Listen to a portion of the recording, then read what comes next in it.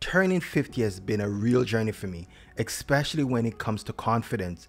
I have had my ups and downs, and I've picked up a few hard-earned lessons along the way. Today, I want to share 12 things that can really drain our confidence and a few stories from my life where I learned this the hard way. Stick around. Building confidence is not just about doing positive things, but also stopping the sneaky habits that quietly drain our self-confidence. These confident killers can slow us down and make it hard to feel good about ourselves in our personal lives and in business. One big problem with these confident killers is how they hold us back from chasing our dreams. When we let self-doubt or negative thoughts take over, we avoid taking chances and miss out on chance to grow. This can harm our relationship, block our career goals, and leave us feeling unsatisfied. The first step to feeling confident again is spotting these harmful habits. Let's dive into 12 common confident killers and see how to beat them. Number 1, self-talk. This one owned me for a while. In my early 20s, I started my first IT consulting business. Back then, every setback felt like a voice saying, "You are not good enough." It wore me down, but a mentor helped me in a big way. He told me to list all the things I had done right. That slight shift helped me to see myself differently. I was the first of my siblings to get married and buy a home in my 20s, so that insight gave me a jolt and reminded me that I was on the right path. Instead of constant criticism, I learned to say, "I'm learning and I am growing." How we talk to ourselves, that inner dialogue, can make or break our confidence. Next up is the 2 P's of confident killer: perfectionism and procrastination. Let's talk about number 2, perfectionism. In my 40s, I had a big project and I was obsessed with perfecting every detail. I nearly missed the deadline because I spent so much time on the small things. A friend finally told me, "Done is better than perfect." Since then, I have tried to aim for progress instead of getting everything just right. It's made a world of difference. Let's deal with number 3, procrastination. I am sure you know a person or two who is the walking definition of procrastination. In my 20s, I was the king of procrastination, always waiting until the last minute. Even now, I still feel that temptation. Over the last 3 decades, through reading and self-awareness, I have found that if I start small, even committing 5 minutes to something I don't want to do, it makes it easier to keep going. Many of us have learned the hard way that putting things off only makes us feel worse. The key to killing this bad habit is breaking things into smaller steps, which makes it doable and brings back that self-confidence with each achievable goal. My next confidence killer is number 4, fear of failure. I missed so many chances in my 30s because I was afraid to fail. Once I had an excellent idea for a product but did not pitch it. And years later, I watched someone else succeed with a similar idea. I have learned now that failure is just part of learning. It's not the end. Sometimes we have to take that leap. John C. Maxwell, in his book Failing Forward, shared a powerful insight that has anchored me ever since. He said, "Fail early, fail often, but always fail forward." This quote encourages me to see failure as a necessary stepping stone on the path to success. Instead of letting setbacks stop us, Maxwell suggests we learn from them and use each experience as a stepping stone towards growth and success. I couldn't agree more. Comparing yourself to others. Oh man, number 5 is a tough one for many folks. I used to constantly compare myself to friends and coworkers. It took me years to realize that everyone's journey is different. One of my friends hit his stride at 25, while another found her passion at 55. We're all on our own path, and that's okay. I created a separate video on the comparison trap, and I will include a link to it in the show notes below. Number 6, people pleasing. This was a hard lesson. For years, I would do anything to keep people happy, even if it wasn't good for me. But there was a time about 10 years ago when I had to say no to a friend investment idea. It was hard, but it didn't feel right for me. Standing up for myself in that moment gave me a confidence I didn't know I had. Look, people pleasing is a multifaceted behavior influenced by a mix of psychological, social, and neurological factors. It might make you feel valued for a moment, but it can harm your mental health in the long term. Breaking free starts with knowing your worth and being kind to yourself.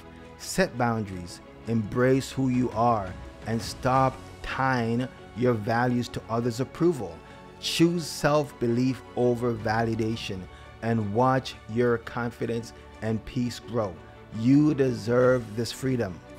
Number 7, overthinking. A few years back, a friend asked me to speak at a big event. I spent weeks overthinking it.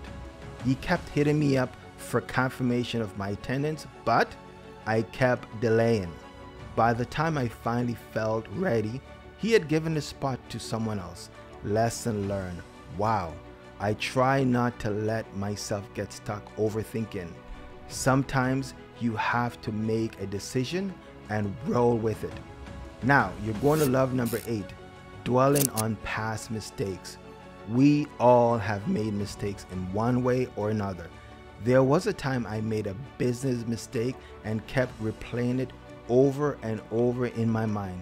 A book by Eckhart Tolle, The Power of Now, helped me break this habit.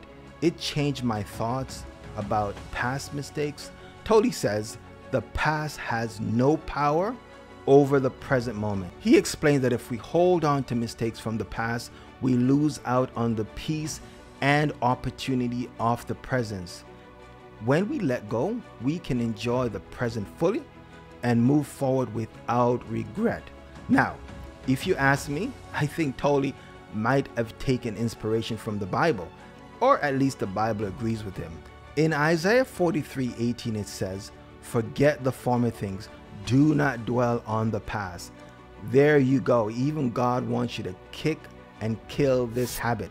Number 9 is about negative influences. I might be dating myself by saying this, but in the early days of my marriage, in the late 90s, my young wife was an avid fan of the Oprah Winfrey Show.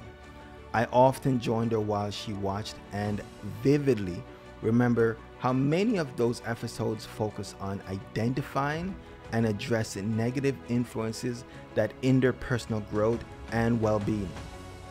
She talked about issues such as impact on toxic relationships and the power of negative self-talk.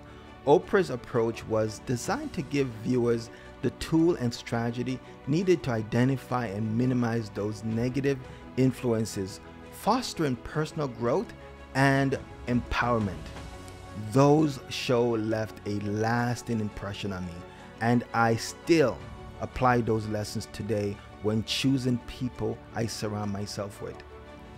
The people around us profoundly affect our lives, so make sure to keep only the best. Number 10, lack of self-care. After the birth of my first child, life became a whirlwind of responsibilities. Between being a new dad and working 2 jobs, self-care fell by the wayside, leaving me exhausted, and it showed. Today, I prioritize exercise, healthy meal, and proper sleep because I've learned an essential lesson. You cannot pour from an empty cup. Number 11, setting unrealistic goals. I am a big fan of Grant Cardone, particularly his book, The 10X Rule. The core principle is to aim for goals that are 10 times bigger than what you think you can achieve, compelling you to take massive actions to reach them. Grant emphasizes that setting ambitious, almost unrealistic goal pushes you to accomplish far more than if you were to set smaller, reasonable one. This approach resonates with me deeply. However, let's be honest, not everyone has the relentless drive to keep pushing through when challenges arise, and setbacks are an inevitable part of the journey. After reading the book, I set an ambitious goal to double my business within a year. I poured everything I had into it, but the goal was more than I could handle at the time, leaving me feeling defeated. Was Grant's method flawed? Nope. His strategy is powerful, but it must be adapted to your stage in the journey. I have since refined my approach. I still embrace Grant's 10x mindset for personal growth, reaching for lofty goals and pushing my boundaries. However, I now set smaller, realistic targets for my business that I can achieve consistently. Each milestone reached provides a boost of confidence and keep the momentum going. Success feels great, and every win, no matter how small, fuels me to aim higher.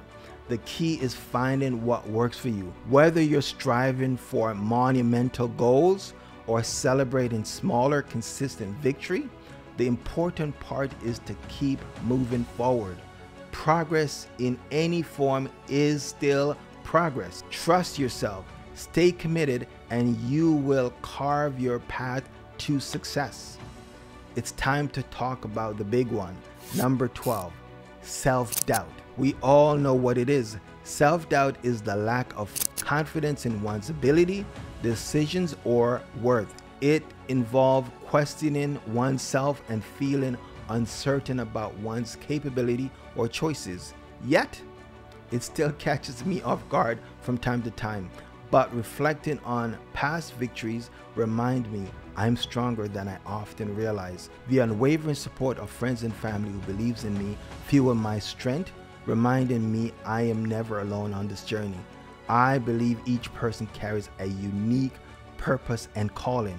Though self-doubt may try to divert us, we're called to remember that we are crafted for great things through Christ. In moments of uncertainty, we can see God's wisdom, trust in His guidance to illuminate our path forward. Overcoming self-doubt starts with renewing our minds to see ourselves through God's perspective. This shift allows us to live with faith, not fear, embracing our potential as He designed. In the end, my friends, true confidence isn't about always feeling empowered. It's about rising each time we stumble. I created a video called Unleashing Your Potential that dives into this journey. You can watch it here. Let's move forward. Together, step by step, building resilience and faith. Share your story in the comments if any of these speak to you. Remember, we're in this together. Each of us growing stronger, pursuing purpose, and lifting one another up.